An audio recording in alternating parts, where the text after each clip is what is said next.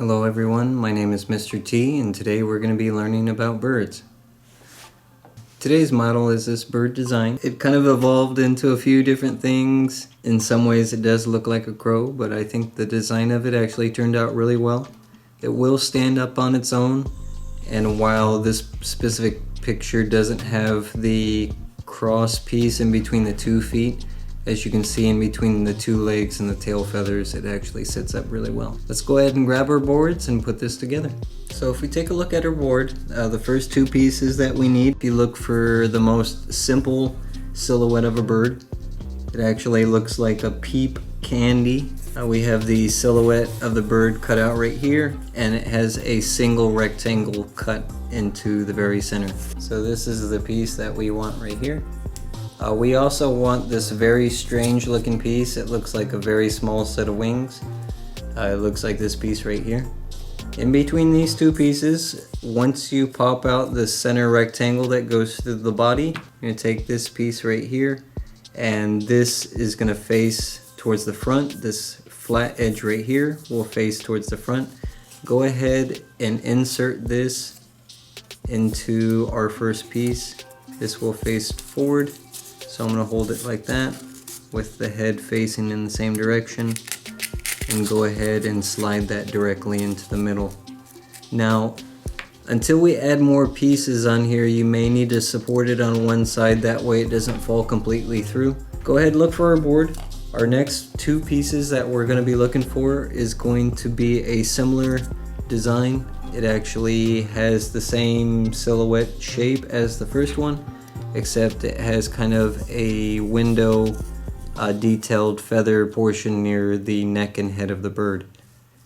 So once you have those 2 popped out, you have a left piece and a right piece. Either can be used for either, but just make sure that the head is facing in the right direction.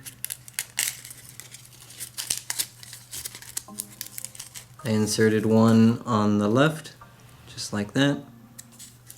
And I'm going to put one on the right, like this right here. So now that I have both of these on the left and the right, you can take a moment to adjust to make sure that the head is lining up in the body. And again, balance this center piece. We're going to want it all the way towards the front.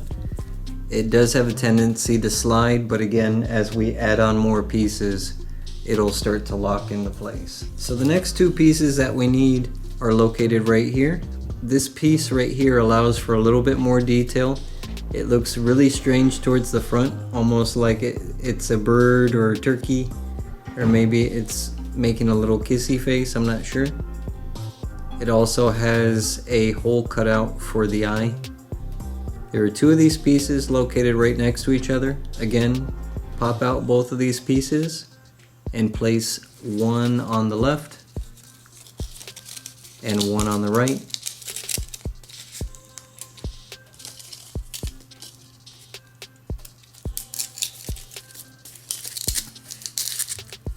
And you can adjust the head just a little bit so they stay in place. And we're really starting to see a little bit of detail if we take a look at this. So it's turning out really well. Once we take a look from the top down, we can balance out these 2 side pieces for this insert to make sure we have enough space to add on the last few pieces. The next 2 pieces are going to have feet attached to them. They'll look like this one right here. If we take a look at this piece, we have a section that is angled up. This section that's angled up is going to be facing towards the head and the neck. So we know that way is forward. If we go ahead and insert one on both sides, as soon as it's pressed in, you'll really see that piece line up with the head. So if it doesn't look right, it might be on backwards, but once you have it inserted into place, it should actually line up with the head and neck right here. So I have my left one on. We're going to go ahead and take a moment to put the right one on. Just kind of squeeze it together to make sure that it doesn't slide.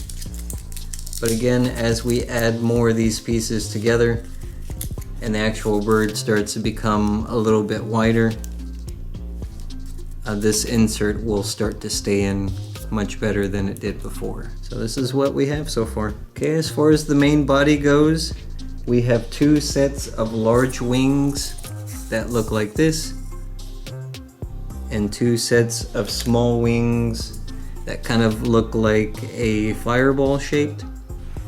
Go ahead and grab one of the wings.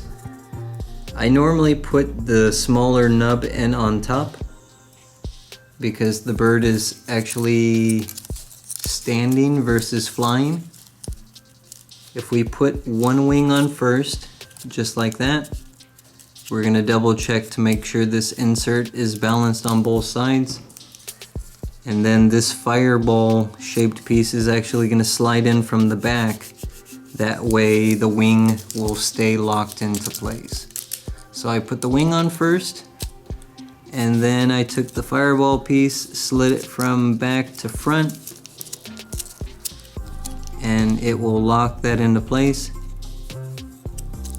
And once I have that in place, I'm going to do the same exact thing for this side over here. So I flip it around, I have my right side, I'm going to put the wing on first.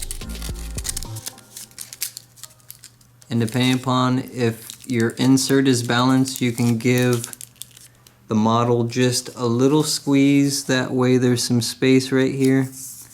And you're going to take that piece, slide it into the notch, and make sure that it's sliding all the way forward. That way it'll lock into place. From there, you can just kind of take a moment and relax. Our model isn't completely done yet. Depending upon if students were a little bit rough with their model, say for example if their feet have a bend in it, that's okay. What we're going to be doing next is we actually have 3 tail feathers. This will actually not only increase the stability of the actual bird itself, it also actually makes it into a really nice design. With these 3 tail feathers, you have a large one, a medium one, and a small one. Now these 3 tail feathers are probably the trickiest part of putting the bird together. If we take a look at the back side of the bird, there is a single piece of cardboard right on the back. Now these 3 tail feathers are going to stack from largest to smallest, and when assembling this you may find it easier for the bird's head to be facing down.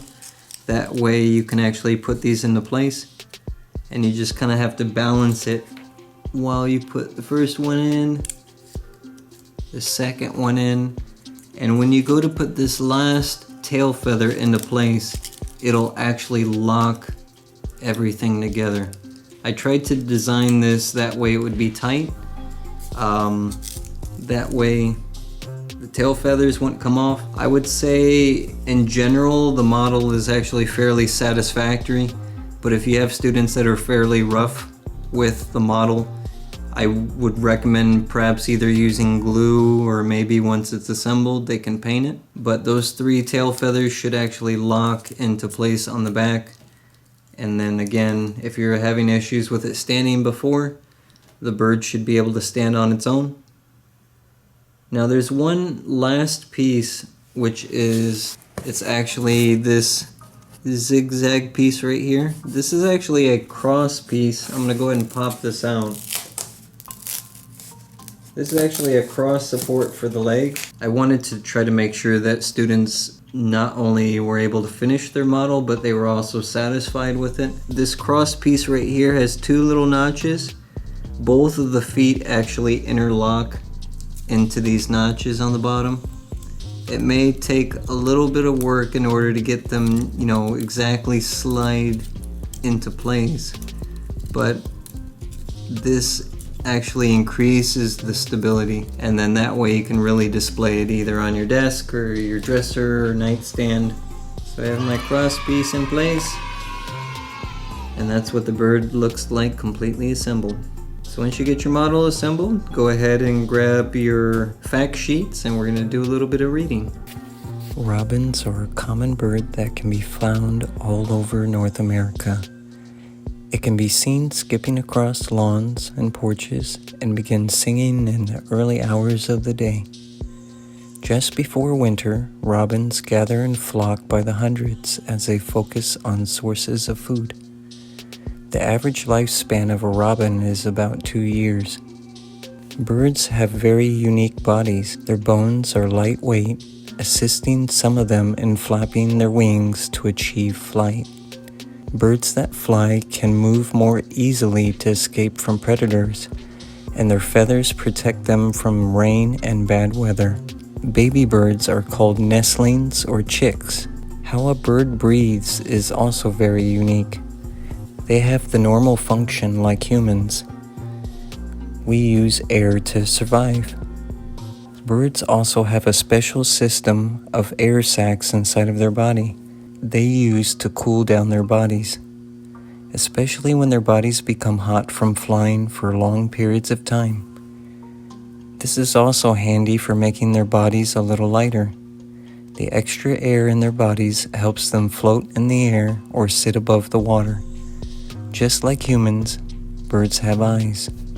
However, their eyes do not allow for such movement as ours, and their location is different. Have you ever noticed how a bird turns its head to look at an object? Their eyes cannot move like ours, but they can see a greater range of colors than humans can. All birds have wings, but not all birds can fly. Birds like the ostrich, emu, and the penguin are all flightless birds. While these birds cannot fly, they are born with other unique abilities that differ from common birds that can fly. Can you think of anything these birds can do that common birds cannot? I appreciate everyone watching today. I hope you had a lot of fun making your models, and hopefully today you learned something new. This is Mr. T, and I'll see you next time.